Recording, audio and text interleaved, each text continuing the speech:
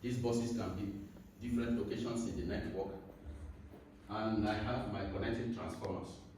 And we all know that the duty of our transformer is to either step down or step up the power.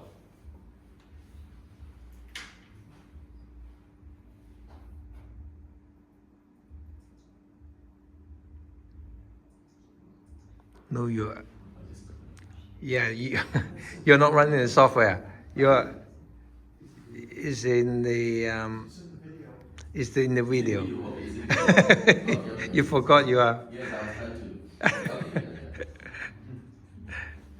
Because I just recorded the videos.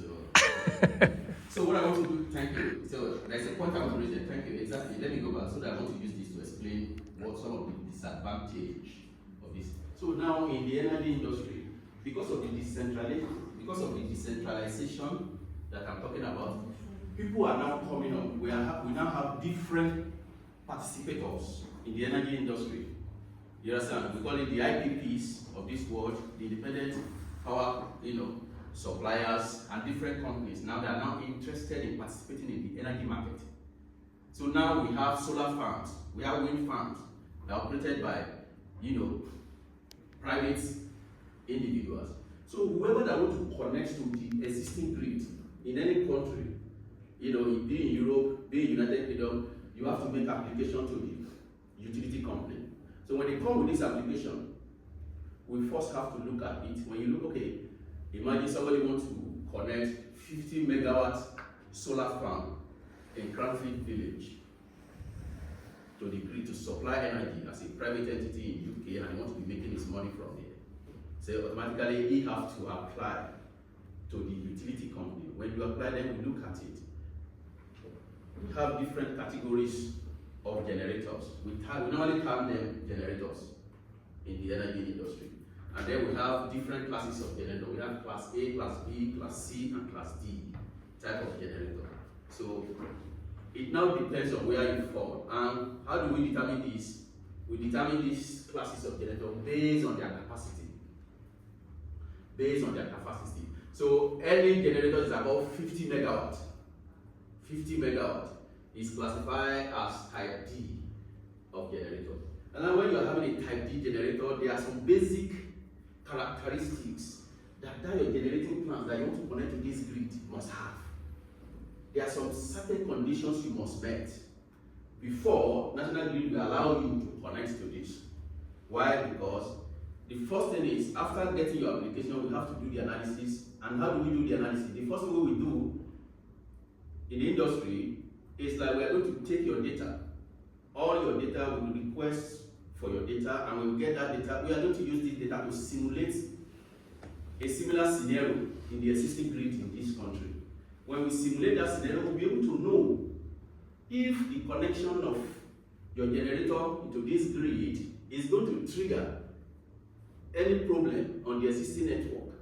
So if it's going to trigger any problem on this existing network, then we'll be able to factor that into it and let you know that, okay, you are connecting 50 megawatts into the network. If you connect this 50 megawatts, these are the issues that is going to come up. Then, are you ready to pay the bill? Or we have to look at how we share it between governments and yourself. There are a lot of things that is involved there. I wish I would not be talking in details here. So now, take for example, if this person is having certain, like look at this load now. Let me give you, this load is 100 megawatts. This person is connecting 100 megawatts to this load. And when I simulate this 100 megawatts in this network, you can see that, look at the load flow. You can see naturally, the load flow, there is no issue with the load. You understand? So what I did here, from that 100 megawatt now, I increase the power from 100 megawatts to, let's have a look at it, to 180 megawatts. So this one is telling me that if you are an independent energy producer, or you cannot just wake up overnight and just tell me that I want to increase my capacity because I want to make more money from the system. I want to increase my capacity. If your capacity was 50 megawatts, if you want to increase it to 60, definitely I have to be in the know. The utility company have to be in the know, and when they are in the know, they have to do the analysis to ensure that this increment is not going to cause, any problem in the network. Take for example, I want to increase this 100 megawatts load to 180 megawatts. Now I'm running the load flow in the system. Can somebody tell me what you notice here, please? Can anybody tell me what you notice? Do you notice any changes? Limits.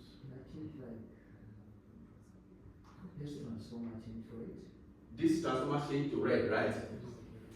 Thank you. And is there another thing you notice there? Now, okay, this one is obvious. So let's talk about this transformer.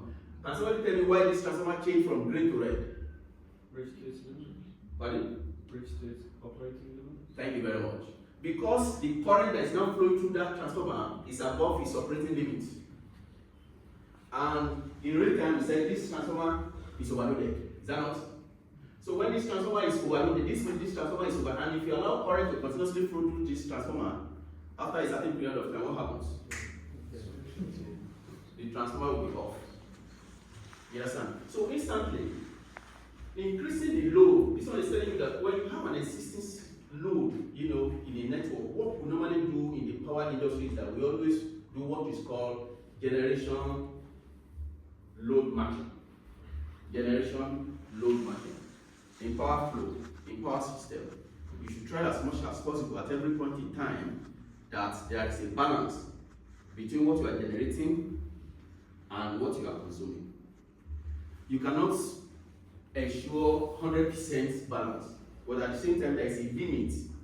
Just like in national grid, a load mismatch of 10 megawatts across the network is acceptable. Anything above that is going to trigger instability in the system. So once